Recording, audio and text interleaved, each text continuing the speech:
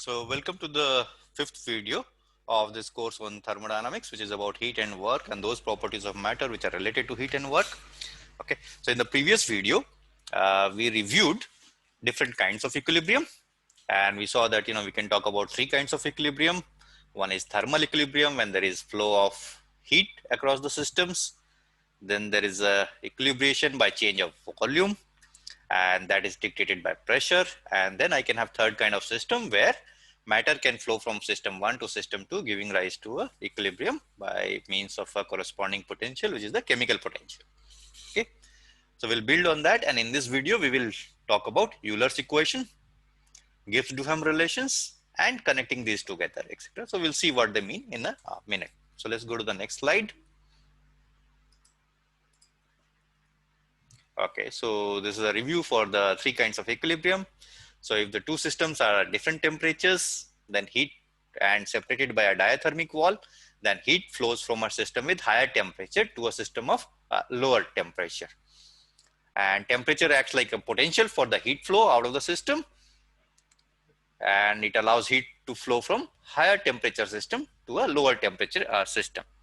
Similarly, if we have two systems which are separated by a movable diathermic wall, with system 1 having pressure P1 larger than P2, then we will find that volume decreases from system with higher pressure to lower pressure, or in this particular case, we'll see that work is done by system 1 on system 2. So system 1's energy reduces because its volume expands, and systems 2 energy increases because it compresses, and so on. Okay. Similarly, we have third kind of system where particles can flow from box 1 to box 2 because of different chemical potentials. And if we have a system such that mu1 is greater than mu2 for species 1, then we will find that species 1 flows from box 1 to box 2 basically, or expressed other way, matter flows from higher chemical potential to lower. Okay, so with this, let's proceed to Euler's equation, which is a more generalized way of writing, let's say, the fundamental relation and so on. Okay, so till now we have been working with coordinates which involved, let's say, which were specific to a gaseous system, but we can have other kinds of system which can have different kind of coordinates. So for example, we can have a magnetic system, or we can have an elastic system. In a magnetic system, magnetization density can be a coordinate, etc., and so on. Okay, so the main idea is that the internal energy we can write in terms of entropy, and all other coordinates we can label as x1, x2, x3, and so on. So this is for an arbitrary general system which we can write mathematically and so on. Okay, then the fundamental relation relates all the extensive variables, and in particular, for example, it can relate either the energy in the energy representation to all other extensive variables, right? Or similarly, I can have an entropy representation when we write entropy in terms of all other extensive variables. Okay, so an extensivity means homogeneity of first order, which implies that U of lambda S, lambda x1, lambda x2, and so on. So when all the intensive parameters are multiplied by a factor of lambda, then U also scales by lambda. So that is equal to lambda times U, which is a function of S, x1, x2, and so on variables. Okay, so this property is called the homogeneous first order property of all the extensive variables, etc.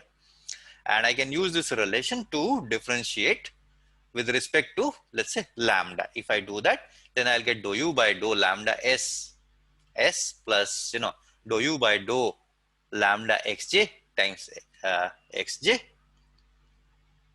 is equal to u. So that's the relation I will get. And recall that all the derivatives dou u by dou s was nothing but the temperature and so on and so forth. Okay, so by setting lambda is equal to 1, you get the relation u is equal to Ts plus P1 x1. So a generalized volume called x1, corresponding pressure called P1. Okay, and we are following a different sign convention now. So basically u becomes Ts plus P1 x1 plus P2 x2, and so on and so forth. So this kind of relation, which relates the internal energy to all other extensive variables, is called Euler's equation. This is written in terms of energy. I can also write the same in terms of entropy. Okay. Okay. Now coming back to our gaseous system. the way we define specific pressure corresponding to volume, we'll write as minus P1 is equal to P, and P2, P3, P4 correspond to the chemical potential, mu1, mu2, mu3 say. So I'll get a similar relation, U is equal to Ts minus PV plus mu1 N1 and so on so forth. Okay. And similar kind of expression. So instead of working in the energy representation, I can also work in the entropy representation.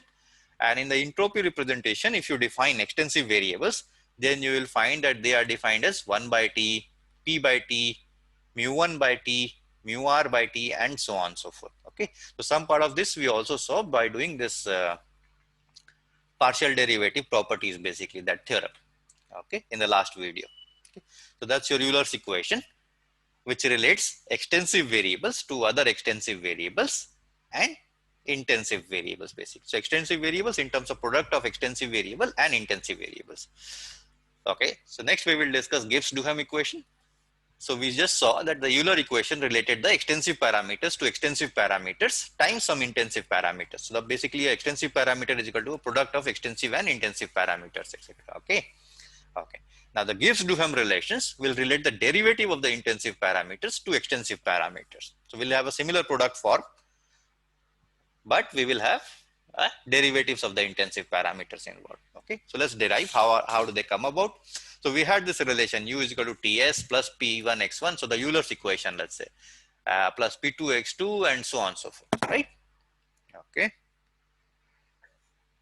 So if we differentiate this equation, let's say, then we will get du is equal to T times ds plus S times dt plus we'll get Pi times dvi sum over all components plus I'll get Vi times dpi sum over all components. No? Okay.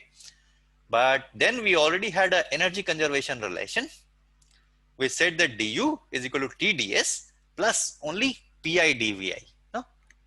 That was the energy conservation relation. And this will be easy to see if you think in terms of one component gaseous system and so on. Okay. So I take this top equation, which has all the derivatives.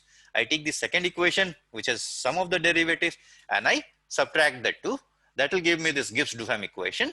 So subtracting the second equation from the top equation, I'll get basically the remnant S times dt plus sum over all components Vi times dpi is equal to 0.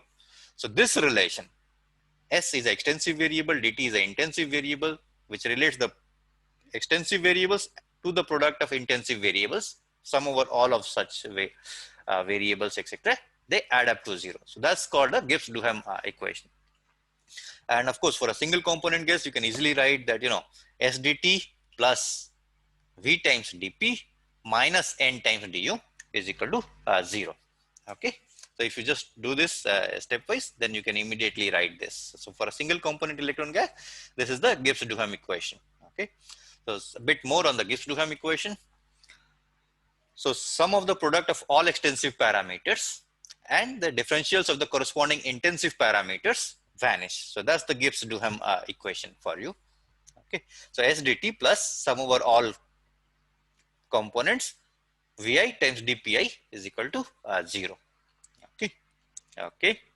So in a gaseous system, these R plus 1 components will be volume and the R chemical potentials for R gaseous species. Okay. And of course, this we already saw for a single component gas, only one R is equal to 1. This will become S dt plus VTP minus N d mu is equal to 0. Okay. So the important point is that this connects intensive variables, all the intensive variables by a single differential equation. Right. This includes all the intensive variables connected by a single differential equation. Okay. So in terms of a single component gas, we have three independent intensive variables: temperature, pressure, and chemical potential, etc. But the Gibbs-Duhem relation relates all three. So only two of them are independent. So if I know two of them, I can integrate this equation to calculate the third, basically. Okay. So the independent intensive parameters are called the thermodynamic degrees of freedom. So for this problem, I can have only T and P, for example, as thermodynamic degrees of freedom, or I can have P and V, or I can have T and V, basically. Okay. And this would look familiar from ideal gas examples where we draw the phase diagram, etc., in terms of PV plane only. Because once I know PV, the temperature is sort of determined on its own and similar things, basically. Okay. Okay. So in general, if there are R components in a system, that would imply that there are R plus 1 intensive variables. Okay. Sorry. So for R component system, there are in general R plus 2 intensive variables, right? But there's also a Gibbs-Duhem relation which connects this R plus 2 intensive variables. So I get R plus 1 independent intensive variables, which also correspond to the thermodynamic degrees of freedom. So for a R component system, I'll have a R plus 1 thermodynamic degrees of freedom. For a single component system, I'll have a 2 thermodynamic degrees of freedom. So ideal gas, PV, and so on. Okay. Okay. Now all of this Gibbs-Duhem relation we wrote in terms of the energy representation, right? So we started with the Euler's equation for energy. We took its derivative. I get one relation. Then energy conservation gave me another, and I subtracted and so on. Okay. So we can do the same calculation in terms of energy representation, and I'll get this following equation. So now I'll write the derivatives of S ds, right? And then I'll have a expression in terms of the energy conservation, which will relate some of the relations. I subtract, so I'll get U internal energy times D of 1 by T. So in the entropy representation, 1 by T is the intensive variable, P by T is the intensive variable, and mu I by T is the intensive variable. So I get mu times D of 1 by T plus volume times D P by T minus Ni times D mu by T is equal to 0, where the things which are coded in orange are extensive parameters, and the things which are coded in green are the intensive parameters. Okay. And now putting all of this together, etc. So just summarizing everything that we have done till now, mathematical structure, and easy to summarize, let's say for a single component system, etc. So we can work with a single component system. Let's say I get energy representation, U is equal to as a function of S, V, and N. Now there are 3 independent extensive parameters. So the partial derivatives of U with respect to those will give me 3 fundamental equations which describe the behavior of each of the intensive parameters. So I'll get T as a function of S, V, and N. And if I write them in a scaled form, so S scaled by the N and V scaled by N, and or take N as 1 basically, then I get T in terms of the small parameters S and small v basically. Similarly, I have an equation for pressure and the chemical potential. 3 component system, 3 fundamental equations. Okay. Okay. But even if I know 2 of these, then I can find the third because they are related by the Gibbs-Duhem relation basically. So if I know temperature and pressure, then I can already calculate the chemical potential and so on. That is, so only 2 thermodynamic variables are needed for describing this system. Okay. And another point is that if I know the differential relations, etc., just 2 of them, then the fundamental relation I can obtain just by integrating. Okay. So du is equal to T ds minus P dv. So if I know T, I know P, then I can just integrate this equation and obtain the fundamental relation. Okay. Now, an important point is the fundamental relation is always expressed in terms of other extensive quantities. Okay. If you want to write down the fundamental relation in terms of intensive quantities, it can be written. Okay. But it's not a functional relation. It will become a differential equation. So how? So suppose I want to express U as a function of P, V, and N. So S, I took the T equation and I replaced the entropy in terms of T basically, right?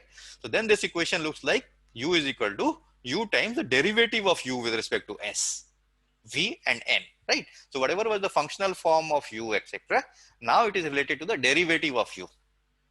So that gives me a differential equation. And these kind of equations are not fundamental equation because they will always have an extra equation of equation. So they will always have a constant basically floating when I integrate this equation and so on. Okay. So that's an important point, and we'll stop here.